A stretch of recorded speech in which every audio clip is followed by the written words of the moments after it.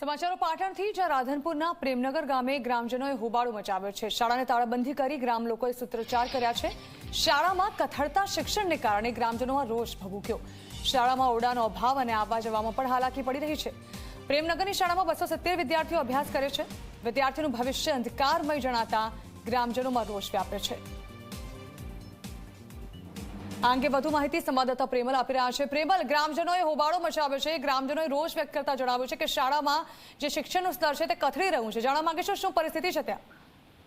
ચોક્કસ જે પ્રકારે રાધનપુર તાલુકાના જે પ્રેમનગર જે પ્રાથમિક શાળા છે તે સરકારી છે અને 270 જેટલા વિદ્યાર્થીઓ અભ્યાસ કરી રહ્યા છે, પરંતુ જે પ્રકારે શાળાની અંદર જે શિક્ષણ કાર્ય હોય તે બિલકુલ કથળતું જોવા મળી રહ્યું છે। ખાસ કરીને વાત કરવામાં શાળાની અંદર ઓરડાનો પણ અભાવ છે, એટલે કે પાયાની સુવિધાઓનો પણ અભાવ છે। આ અંગે અનેક રજૂઆતો શાળાના મહિલા આચાર્યને કરી હોવા છતાં પણ ગ્રામજનો દ્વારા જે રજૂઆત છે તેના પગલે કોઈ પણ જાતની કાર્યવાહી ના કરવામાં આવતા છેવટે આજે વિદ્યાર્થીઓ તેમજ ગ્રામજનોએ શાળાને તાળાબંધી કરી અને રોષ વ્યક્ત કર્યો હતો અને જ્યાં સુધી તેઓની માંગણી નહીં સંતોષે ત્યાં સુધી આ તાળાબંધી યથાવત રહેશે તેવી ચીમકી પણ તેઓએ આજે ઉચ્ચારી હતી।